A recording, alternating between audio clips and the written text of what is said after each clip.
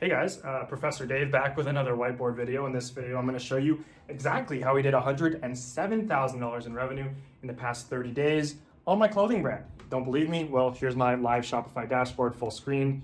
Yesterday we did $4,000, and then last 30 days, as you can see, proof for all the non-believers, apply $107,000 in the past 30 days, 12 live visitors, yada yada.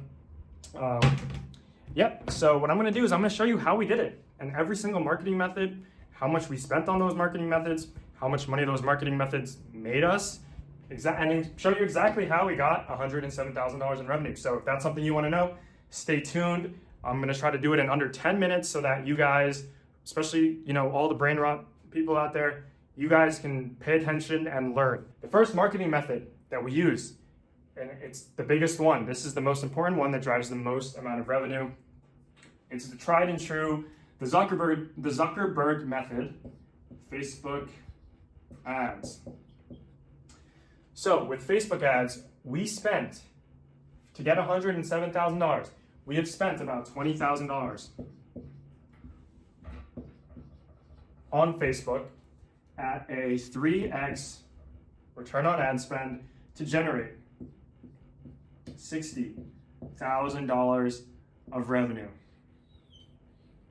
So out of $107,000, Facebook's pulling the weight. We spent $20,000 over 30 days to generate $60,000 of revenue. The next marketing method that we use, Google Ads. So Google Ads are shopping ads, PMAX, search. We are not spending a lot of money on Google Ads per day. We are only spending about $30 per day on Google Ads. So that's about, I'd say, $1,000. However, this is very profitable because it is doing a lot of the retargeting. A lot of people who come from Facebook or from any other methods of cold traffic acquisition, they will go on Google, search it, type it, brand search terms on Google. They're just going to get hit with our Google Ads, and that is producing on average around $6,000, I want to say. So that's a 6x. So 6,000 of that 107,000 came from Google. And then lastly, TikTok, spending about $50 a day on TikTok. So over the course of 30 days, it's going to be about $1,500. And then that produced, it's not actually our strongest channel. Facebook's so good for us. So this one only produced a 2x ROAS at $3,000 in revenue. So if you do the math, obviously something's not adding up, right? Facebook is at 60,000, Google's at 6,000, TikTok's at 3,000. If you do the math, that is 69,000, no diddy. But we did 107,000. So what is producing the delta? Why is the ad platforms reporting 69,000, but we did 107,000? Okay, obviously there's going to be some margin of error for attribution. Maybe Facebook's only attributing 80 to 90% of the purchases. Google's probably attributing pretty accurate. They're pretty accurate with that. TikTok maybe like 80% as well. So even if you give a buffer of like maybe, I don't know, maybe we actually attributed to these platforms, they should have been about 80,000. There's still a $27,000 difference. So from 80,000 to 107,000, where's all these customers coming from? Where's all that revenue coming from? Well, I'll tell you. So on the ad platforms, we had $80,000 of attributed revenue, but on Shopify, it's saying we had $107,000 of revenue. So what is going on here? Well, there's two things going on, and they're very good, I would say. The difference between 80,000 and 107,000, ads brought in 80,000. Shopify is saying 107,000. Smart people probably already know what's providing the difference, but the difference to bridge the gap is two things. Number one, word of mouth. WOM. This is a very critical concept that you guys need to know of. This is what makes brands rich. This is what makes brands successful. It's one of two things that is the most important thing and the only reason why you should even exist. Like, word of mouth is when your customer tells other people about your brand. Now, how does that happen? That happens because your customer buys your products, they love your products, you have hoodie, jeans, whatever it is, and they're wearing it, and then it looks so good. There's two things that happen. Someone can come up to them or to ask them, hey, where'd you get your clothing? They may or may not gatekeep, but assuming they don't gatekeep, they'll tell you, like, oh, I got it from XYZ brand. Or the products are just so damn good that they're just gonna go out of their way to tell all the people around them, like, yo, guys, you gotta shop at this brand, because oh, I love the look how fire it looks. Like I'm dripped out. Like, you gotta shop at this brand, right? So that's the one way that you can get customers for free. On ads, I had to spend, what was it, like around like $35,000. I had to spend $35,000 to get 80,000.